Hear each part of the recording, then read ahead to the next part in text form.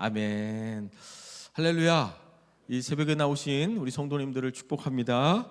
오늘은 하나님의 얼굴을 찾는 기도라는 말씀의 제목으로 우리 함께 은혜를 나누겠습니다. 옆에 사람과 이렇게 인사하겠습니다. 하나님의 얼굴을 구합시다. 한 번 더 이렇게 인사할까요? 하나님의 당신의 얼굴을 보니 하나님을 뵙는 것 같습니다. 아멘. 사랑하는 성도 여러분, 한 주간 평안하셨습니까? 오늘 새벽에 나오실 때 여러분의 발걸음은 좀 어떠셨습니까? 오늘도 새벽을 깨워 열심히 또 기도해야 된다는 것을 우리 너무나 잘 알고 있기 때문에 의무감으로 나온 것이 아니라 하나님을 만나고 싶고 하나님의 사랑을 경험하고 싶어 이 자리에 나온 줄 믿습니다. 그래서 기도가 숙제처럼 느껴지거나 노동처럼 느껴져서는 안 된다는 것입니다.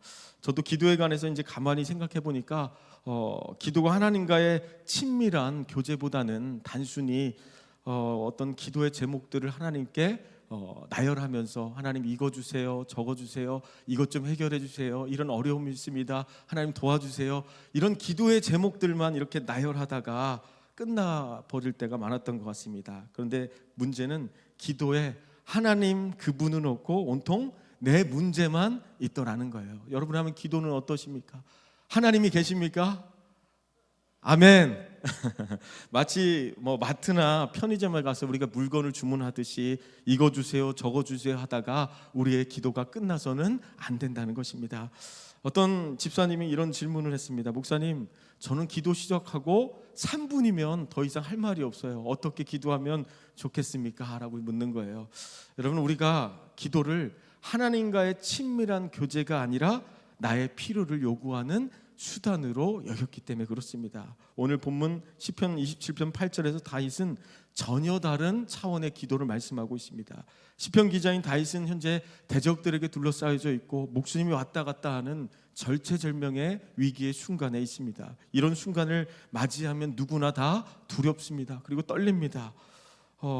그럴 때 상식적으로 우리는 구해야 될 것이 있습니다. 어떻게 구합니까? 두려움이 있고 어려움이 있을 때 원수들의 칼을 무너뜨려 주십시오. 나에게 더 강력한 군대를 보내주시옵소서. 나에게 있는 이 모든 문제를 다 해결해 주세요. 이렇게 이제 기도해야 정상 아니겠습니까? 그런데 다윗은 환난 날에 그 어려움의 때에 기도의 자리에 나가 이렇게 고백합니다. 우리 시편 27편 8절 말씀 다시 한번 고백하도록 하겠습니다. 시작. 너희는 내 얼굴을 찾으라 하실 때 내가 마음으로 주께 말하되 여호와여 내가 주의 얼굴을 찾으리이다 하였나이다. 이 짧은 구절 속에는 기도의 영적인 원리가 담겨져 있습니다. 너희는 내 얼굴을 찾으라 하실 때, 순서를 잘 생각해 보면 기도의 시작이 누구입니까? 다윗이 아니에요. 그렇죠? 하나님께서 먼저 내 얼굴을 찾으라고 말씀하셨다는 것을 보게 됩니다. 그 다음에 다윗이 여호와여 내가 주의 얼굴을 찾으리다 이렇게 이제 고백하는 것을 보게 됩니다. 여러분, 기도의 주도권은 우리에게 있지 않습니다. 기도의 주도권은 오직 하나님께 있는 줄 믿습니다. 이 새벽을 깨워 기도하게 하신 이가 우리의 열심이 아닌 바로 하나님인 줄 믿습니다. 오늘 본문에서 찾으라는 말을 원어의 뜻을 찾아보니까 바카시라고 합니다. 찾는다는 말이 뭐라고요? 바카시라고 합니다. 바카스가 아니고 바카시입니다.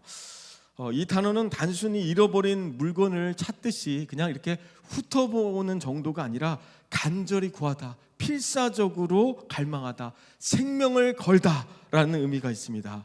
시편 42편 1절 말씀을 보면 다윗은 자신의 그런 영적인 갈급함을 이렇게 고백합니다.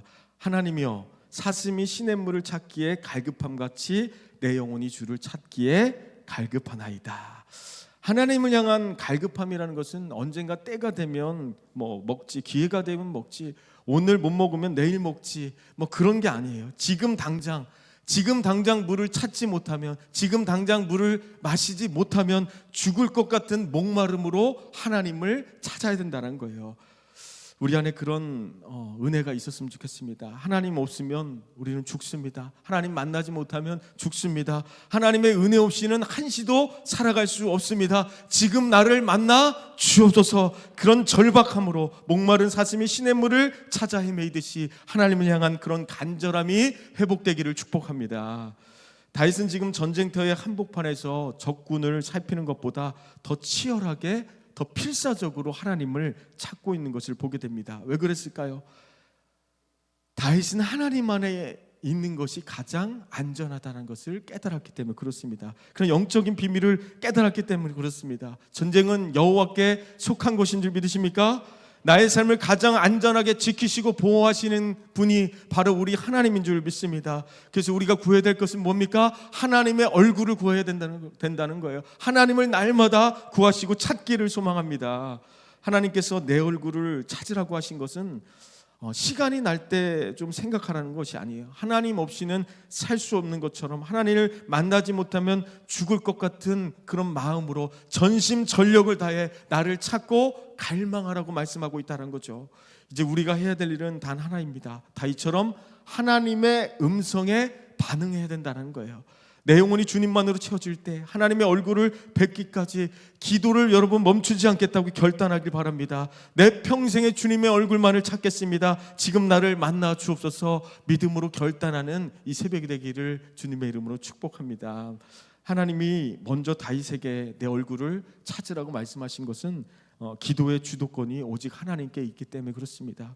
아담과 하와가 선악과를 따먹고 숨었을 때 아담아 내가 어디 있느냐 부르시고 찾으신 분은 바로 하나님이셨다라는 거예요. 하나님이 먼저 그를 찾으셨다라는 거죠. 누가복음 19장에 삭개오가 예수님을 보기 위해 뽕나무에 올라가는 사건을 우리 너무나 잘 알고 있습니다. 겉보기에는 삭개오가 하나님을 만나기 위한 열심 같지만 하지만 예수님께서는 삭개오를 만나기 위해 그곳에 찾아가셨다라는 거예요.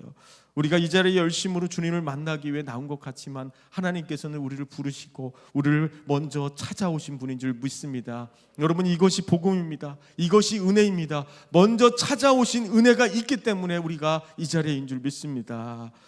요한일서 4장 19절 말씀을 우리여서 함께 선포하도록 하겠습니다. 시작. 우리가 사랑함은 그가 먼저 우리를 사랑하셨습니다. 사랑하는 성도 여러분, 우리가 하나님을 사랑하기 전에 하나님이 우리를 먼저 사랑하셨습니다. 하나님께서는 오늘 이 새벽에도 여러분을 찾고 계십니다.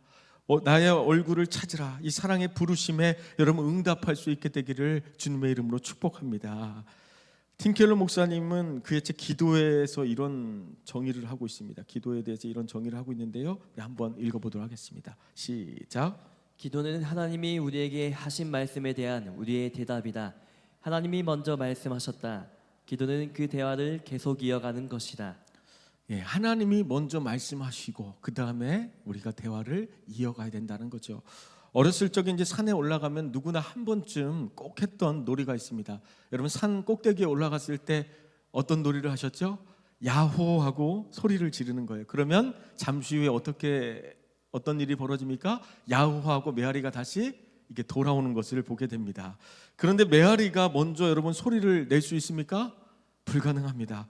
먼저 소리가 있어야 반응하는 것입니다. 우리의 기도도 마찬가지라는 거예요. 하나님의 음성이 우리 안에 울려 퍼질 때 우리가 그 음성에 반응하여서 기도가 나오는 것이죠. 이것이 바로 기도의 원리라는 거예요. 메아리는 스스로 소리를 낼 수 없는 것처럼 우리의 기도도 마찬가지라는 거예요. 하나님 그렇기 때문에 오늘도 하나님의 음성을 듣기 원합니다. 나에게 말씀하여 주옵소서. 그 말씀에 반응할 수 있는 새벽이 되시기를 축복합니다. 사랑하는 성도 여러분, 기도가 잘 안 돼요. 답답하신 분들이 있습니까? 기도가 막힐 때 억지로 많은 말을 하려고 하기보다는 하나님의 살아계신 말씀을 여러분 먼저 피시고 그 말씀을 붙잡으시길 바랍니다. 그때 그 말씀에 반응하여 울려 퍼지는 그 기도가 가장 강력한 기도가 되는 줄 믿습니다. 하나님은 다윗에게 내 손을 찾으라고 말씀하지 않고 내 얼굴을 찾으라라고 말씀하고 있습니다. 여기서 우리는 기도의 가장 중요한 또 한 가지 원리를 배웁니다. 바로 하나님의 손과 하나님의 얼굴의 차이입니다. 일반적으로 성경에서 하나님의 손은 무엇을 상징합니까? 바로 하나님의 능력과 공급을 말합니다. 반면에 하나님의 얼굴은 훨씬 더 깊은 의미가 있습니다. 바로 하나님의 친밀한 교제와 임재라는 것입니다. 민수기서 6장 24절에서 26절 말씀 우리가 너무나 잘 아는 말씀인데요. 우리 함께 믿음으로 선포하겠습니다. 시작. 여호와는 내게 복을 주시고 너를 지키시기를 원하며 여호와는 그의 얼굴을 내게 비추사 은혜 베푸시기를 원하며 여호와는 그 얼굴을 내게로 향하여 드사 평강 주시기를 원하노라 할지니라 하라. 아멘. 우리가 너무나 잘 아는 말씀, 복지은평의 말씀입니다. 복 주시고 지키시고 은혜 주시고 평강을 주십니다. 여기서 이제 얼굴을 비추다, 얼굴을 향하다라는 표현은 단순히 뭔가를 바라본다는 의미가 아니고 관계를 회복한다, 친밀함을 허락한다, 평강을 부어주신다라는 거예요. 오늘 우리가 구해야 될 기도는 다른 기도가 아니라 하나님의 얼굴을 우리에게 비추어 주실 때 하나님과의 친밀한 교제가 회복되고 하나님의 놀라운 평강이 우리에게 부어지게 되는 줄 믿습니다. 이 복지 은평의 축복을 날마다 누리는 믿음의 성도들 되시기를 주님의 이름으로 축복합니다. 팀 켈러의 기도라는 책을 보면 또 이런 글이 있습니다. 우리 이어서 함께 보도록 하겠습니다. 시작. 우리는 종종 하나님 그분 자신이 아니라 하나님이 주실 수 있는 물건들을 얻기 위해 기도한다. 이것은 하나님의 손을 구하는 것이다. 하지만 참된 기도는 하나님의 얼굴, 즉 그분과의 친밀한 교제 자체를 목적에 두는 것이다.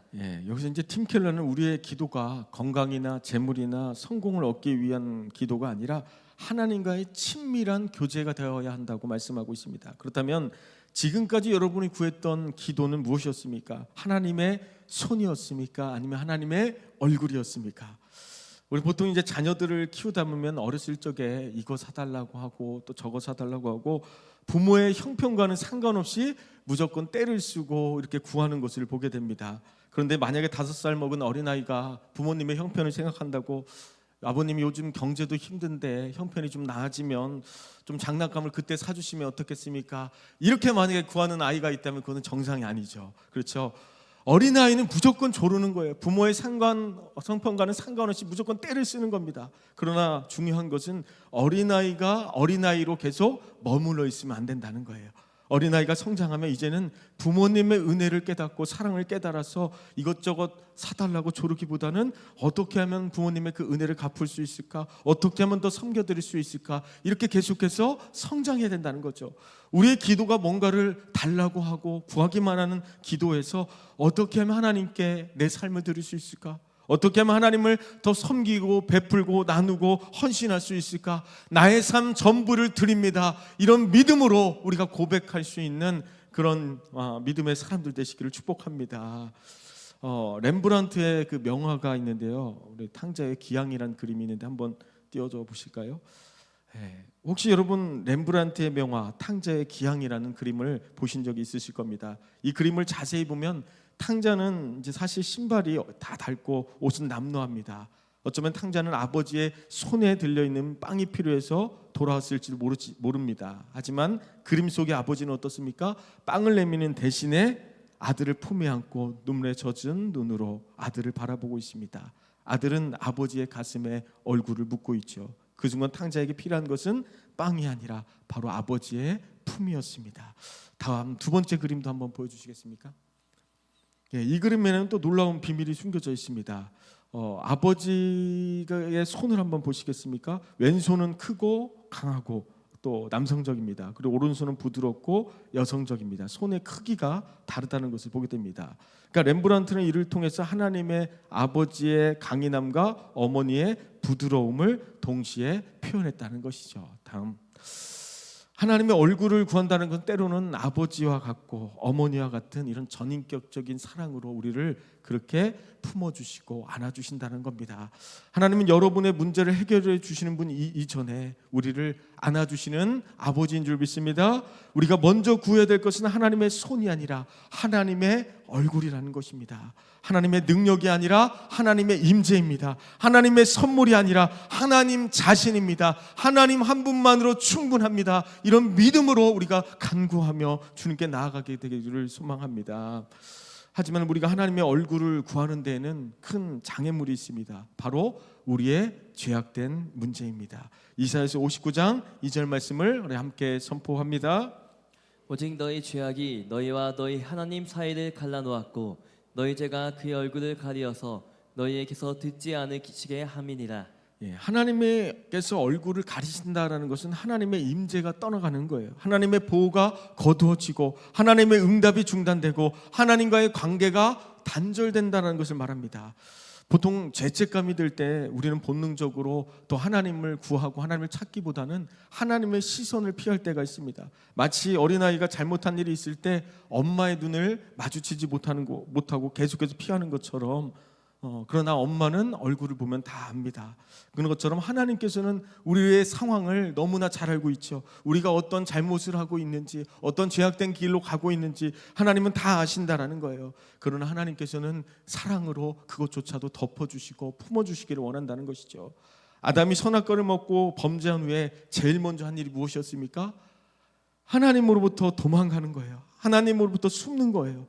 요나서를 보면 요나에게도 하나님이 말씀이 임했을 때 니느웨로 가지 않고 불순종하며 하나님의 얼굴을 피하려고 다시스로 도망하였다라고 말합니다. 요나서를 우리가 자세히 보면 폭풍이 몰아치는 그 순간에도, 바다에 던지는 순간에도 끝까지 하나님의 얼굴을 구하지 않고 하나님께 기도하지 않는 것을 보게 됩니다. 왜 그런 절박한 상황 속에서도 기도하지 않았을까요? 어쩌면 요나 안에 있는 여호와의 얼굴을 피해 달아났던 그 강팍함 때문이 아닐까요? 그 안에 숨겨져 있는 불순종의 죄악된 모습 때문이 아닐까요? 내 고집 때문에, 내 자존심 때문에 하나님의 뜻을 구하지 못하고 살아갈 때가 있다는 것이죠. 우리가 기도하면 하나님께서 그 뜻을 가르쳐 주실 것이고, 기도하면 하나님의 마음을 깨닫게 하실 것이고, 더 좋은 방법으로, 더 좋은 길로 우리의 삶을 인도해 가실 거라는 거예요. 우리가 하나님의 얼굴을 구할 때 우리의 기도가 달라지고, 하나님의 뜻이 깨달아지고, 하나님의 마음을 온전히 알아서 날마다 하나님께 순종하는 믿음의 사람들 되시기를 주님의 이름으로 축복합니다. 그래서 너희는 먼저 그의 나라와 그의 의를 구하라. 그리하면 이 모든 것을 더하여 주시리라. 사랑하는 성도 여러분, 기도의 자리에 나와서도 하나님이 멀게 느껴지고 때로는 벽에 대고 말하는 것 같은 답답함을 느끼실 때가 있습니까? 그것은 하나님과의 관계가 막혀있기 때문에 그렇습니다. 그 막힌 담을 먼저 헐어버려야 된다는 거예요. 중앙일보의 보도에 따르면 가족 간의 하루의 대화 시간은 13분밖에 안 된다는 조사 결과가 있었습니다.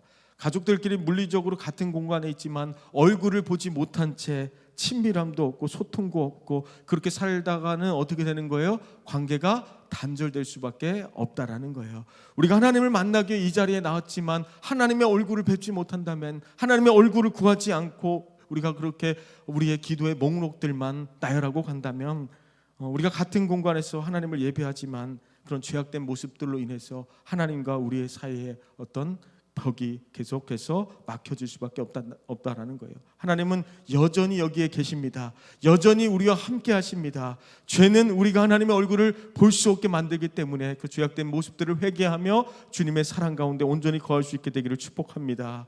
그럼에도 불구하고 너무나 연약하지만, 너무나 부족하지만, 죄악된 모습 가운데 있지만 우리는 기도의 자리에서 계속해서 담대히 주님 앞에 나아가야 됩니다.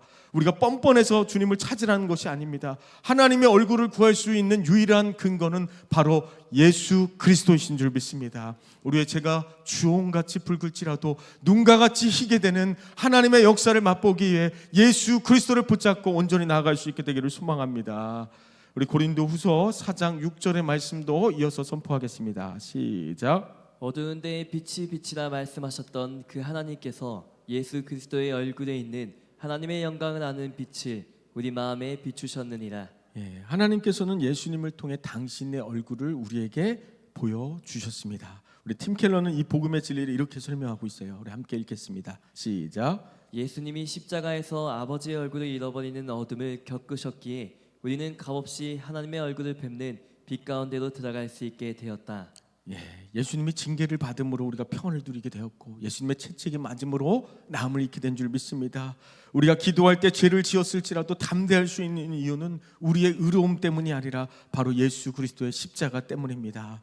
사랑하는 성도 여러분, 우리가 오늘 하나님을 아버지라고 부르며 그분의 얼굴을 구할 수 있는 이유는 단 하나입니다. 예수 그리스도가 우리가 받아야 될 거절을 대신 받으셨기 때문에 그렇습니다. 우리는 언제든지 예수 그리스도의 십자가를 붙잡고 은혜의 보좌 앞에 나아가 아버지 품에 안기는 영광을 누릴 수 있게 된 줄 믿습니다. 말씀을 정리하겠습니다. 여러분, 마지막으로 한 가지 도전을 드리고 싶습니다. 오늘 집에 돌아가셔서 하나님의 얼굴을 구하는 그런 기도를 여러분 해보시길 바랍니다. 팀 켈러는 이것을 하나님을 감상하라라고 이렇게 표현하고 있습니다. 다윗이 시편인 27편 4절에서 이렇게 기도합니다. 함께 선포합니다. 시작. 내가 여호와께 바라는 한 가지 일 그것을 구하리니 곧 내가 내 평생에 여호와의 집에 살면서 여호와의 아름다움을 바라보며 그의 성전에서 사모하는 그것이라. 다윗은 지금 전쟁터에 있지만 생사를 오가는 그 상황 가운데 있지만 그의 한 가지 소원은 적군이 사라지는 것이 아닙니다. 문제가 사라지는 것이 아니에요. 하나님의 아름다움을 바라보는 것이다 라고 말하고 있습니다. 이것이 바로 하나님을 감상하는 것입니다. 하나님의 얼굴을 구하는 기도가 바로 이것이라는 거죠. 하나님은 내 문제를 해결해 주는 도구가 아니라 내 영혼이 바라봐야 할 가장 아름다운 분이심을 여러분 믿으십니까? 예, 우리가 해지는 저녁 노을을 여러분 바라볼 때 어떤 마음이 드시죠? 해가 지는 저녁 노을을 보면 너무나 아름답다라고 이렇게 감탄을 하게 됩니다. 그런데 저녁 노을을 바라보면서 해가 떨어지고 있거나 얼른 들어가서 밥이나 해야 되겠다, 오늘 뭐를 해먹는다냐 걱정하고 그러지 않습니다. 그냥 저녁 노을을 바라보는 그 자체가 아름다운 거잖아요. 그것을 감상하는 거예요. 우리가 이렇게 하나님의 아름다움을 감상할 때 우리를 짓누르던 세상 걱정, 근심, 두려움은 사라지고 하나님이 주시는 평안함으로 우리의 영혼을 가득 채우게 될 것입니다. 이것이 다윗이 누렸던 승리의 비결이라는 거예요. 우리는 보통 사랑하는 사람을 만났을 때 왜 이 시간에 나를 만나자고 했는지 용건이 뭔지 따지지 않아요. 다른 게 없습니다. 그냥 같이 있고 싶고 보고 싶고 그런 거예요. 함께 있는 것만으로도 기쁨을 누리는 것입니다. 오늘 이 새벽도 마찬가지입니다. 우리가 뭔가를 구하고 달라고 하는 그런 기도가 아니라 그냥 하나님과 함께 있는 것만으로도 기쁘고 하나님과 함께 있는 것만으로도 우리의 마음에 평안을 누리는 것입니다. 다른 용건이 있어서 나온 것이 아니라 하나님을 더 깊이 만나고 하나님의 사랑을 경험하고 하나님을 찬양하기 위해 이 자리에 나온 줄 믿습니다. 오늘 기도를 시작할 때 아무것도 구하지 말고 이렇게 한번 기도해 보십시오. 하나님, 주님은 너무나 아름다운 분이십니다. 나를 위해 아들을 주신 그 사랑을 내가 바라봅니다. 주님의 손에 있는 선물이 아니라 주님의 얼굴을 바라보기 원합니다. 이것이 다윗이 말한 주님의 얼굴을 구하는 기도입니다. 나의 문제가 해결되는 것보다 하나님이 지금 나를 보고 계시는 것, 그 하나님의 임재가 더 중요한 것이에요. 이것이 바로 기도의 어떤 영적인 비밀이라는 것입니다. 사랑하는 성도 여러분, 우리 죄 때문에 감히 거룩하신 하나님의 얼굴을 우리는 볼 수 없는 그런 존재들이었습니다. 그러나 예수님께서 이 땅에 오셨습니다. 십자가에서 예수님이 고통을 겪으셨기에 이제는 우리가 값없이 하나님의 얼굴을 구할 수 있게 되었습니다. 오늘 여러분 어떤 상황이 있든지 어떤 어려움을 겪고 있든지 하나님의 얼굴만을 여러분 찾으십시오. 하나님은 여러분을 결코 버리지 않으실 것입니다. 포기하지 않으십니다. 오늘 하루 주님의 얼굴을 구합니다. 이런 믿음의 고백으로 오늘 하루를 살아갈 수 있는 저 여러분 되시기를 주님의 이름으로 축복합니다. 우리 함께 이 시간 세 가지 기도문을 함께 선포하고 우리 함께 찬양하도록 하겠습니다. 반주해 주시고요, 목사님들 나오시면 되겠습니다. 우리 함께 선포하겠습니다. 주님, 응답보다 주님의 임재를 사모하게 하시고 문제 해결보다 문제 해결자이신 주님의 얼굴을 구하게 하옵소서. 주님, 다시 전쟁터에서도 주님을 찾았던 것처럼 우리에게도 하나님을 향한 뜨거운 갈망을 부어 주시옵소서. 주님, 십자가의 보혈을 의지하여 은혜의 보좌로 나아갑니다. 지금 이 시간 우리의 심령과 가정 위에 주님의 얼굴빛을 비추어 주시옵소서. 이 시간 우리 함께 찬양하도록 하겠습니다.